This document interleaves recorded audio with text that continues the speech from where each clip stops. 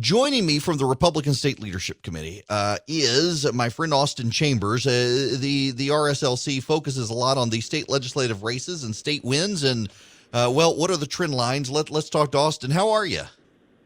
Good morning, Eric. I'm doing great. How are you? I'm good. So we had all the the electoral meltdown in Georgia last night, but also had some elections shaping up. And I keep trying to tell people that this is the election that matters for redistricting, these state legislative races. And how are things looking out there?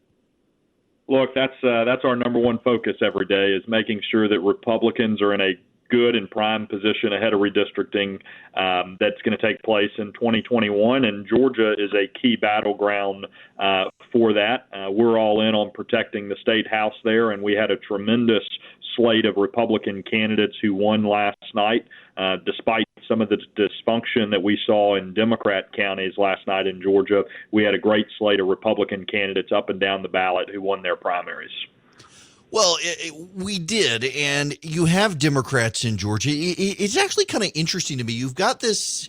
I looked, and in 2012, 14, 16, and 18, the New York Times in each of those years ran a story that was the year Georgia would turn blue, and now we've got it in 2020, and you've got Democrats saying, oh, we're going to flip the legislature, at least the House of Representatives in Georgia, and I start looking at these races that they say they're going to flip in Georgia, and it almost looks to me like the Republicans have more of a chance to flip back some House seats than the Democrats do of flipping the state blue.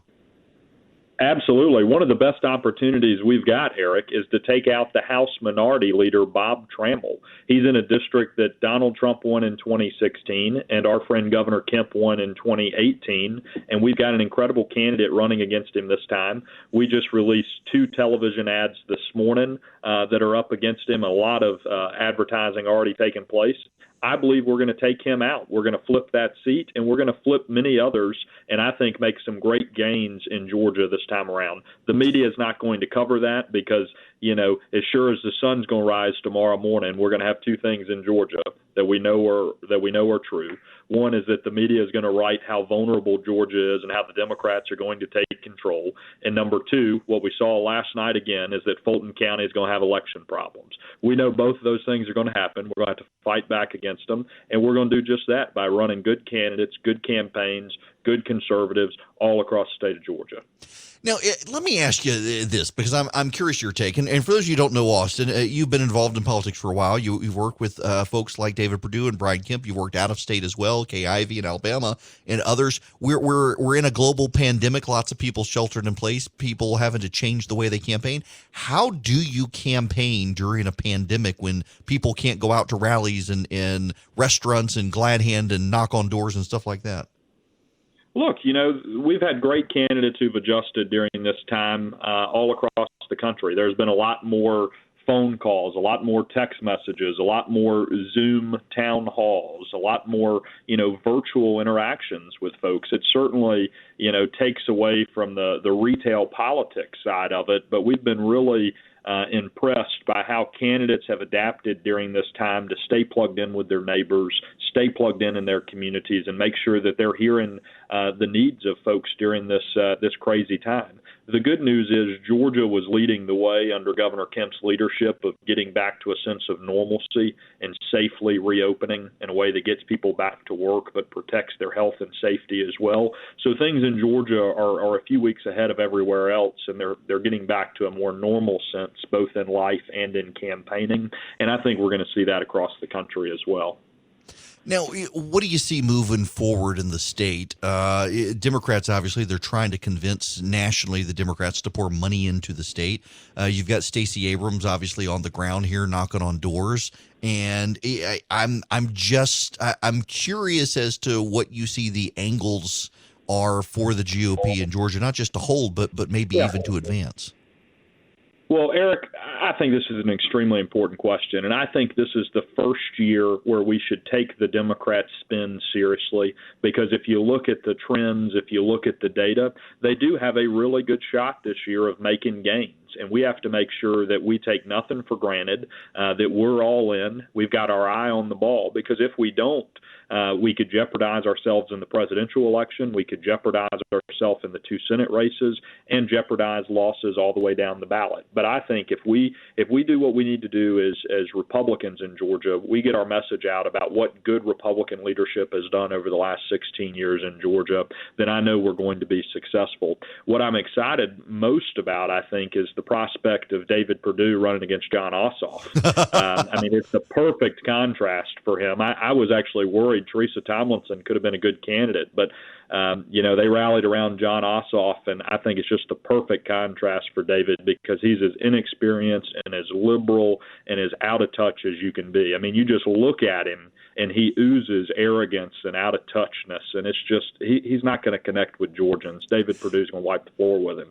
I got to tell you, so I was on a roundtable of a bunch of journalists last night talking about the Georgia elections, and there were 4 journalists there and me, and one of them said, being a journalist, have you ever encountered John Ossoff's journalism? And no one ever had.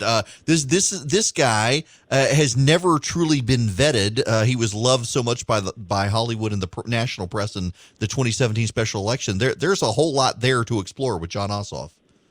Yeah, I can guarantee you that none of the folks you were with last night in that round table have ever worked for Al Jazeera. Yes. John Ossoff has, and he's just got an interesting background that, as you said, has never been vetted, but it will be vetted this time around. It's something about the Democrats in Georgia, Eric. They love to fail up. They've got Stacey Abrams, who lost the governor's race, who they think is entitled to be vice president.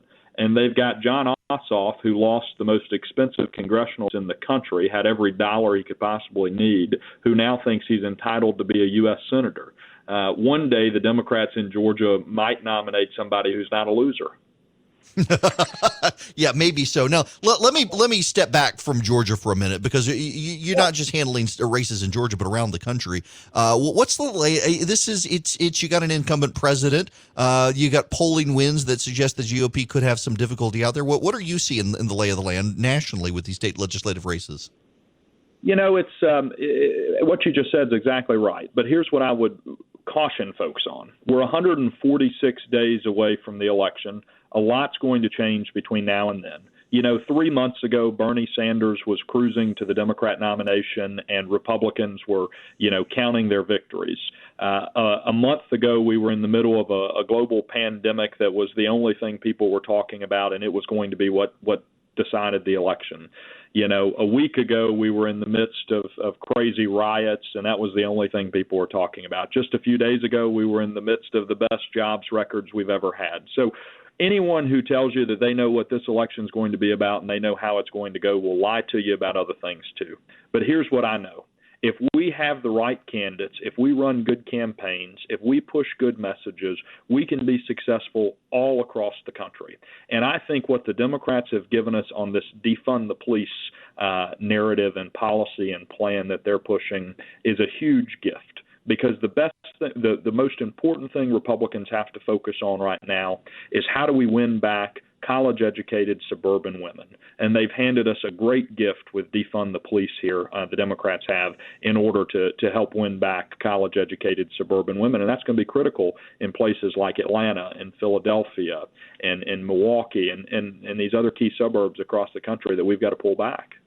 Okay, so I was about to wrap up there with you, and now you've raised this issue. Let me dive in this, because I was struck by the NPR Marist poll the other day that men in this country actually are more supportive of the protest than women, and women in this country, particularly white women in the suburbs, are more likely to give the police higher marks for their performance than men, which sounds completely counterintuitive, except now I've seen this in several polls that white suburban women actually are the biggest defenders of the police in America, it seems. Yeah, look, I mean, everyone agrees that peaceful protest is a good thing. Everyone should have the right to peacefully protesting. But looting and burning and throwing bricks and attacking police, that's not peaceful protesting. That's anarchy in the streets. And what we have to do is we have to be a country that prioritizes leadership and law and order over lawlessness. And if that's what this election comes down to, which is how it's framed up right now, we're going to win. And what suburban women, I think, care about is making sure that that they have good jobs, making sure that their families are taken care of, making sure their communities are safe, making sure their kids' schools are good. If we focus on those real kitchen table issues that affect people every day and don't get drawn into this back and forth with the Democrats and the media about, what the president tweets and, what so-and-so said last night on cable news, and we focus on the basic bread and butter issues, we're going to be successful. Well, I would agree with you on that, although trying to escape the president's tweets some days. Listen, congrats on the success thus far. I know we've got a long way to go and more than 100 days until the big game, but I'm actually encouraged by what we saw last night in Georgia with some of these Republicans as well, and know the RSLC has a lot to do with this stuff. So thanks for stopping by. Thank you, Eric. Talk to you soon. Stay safe out there. You too. Austin Chambers, the Republican State Leadership Committee.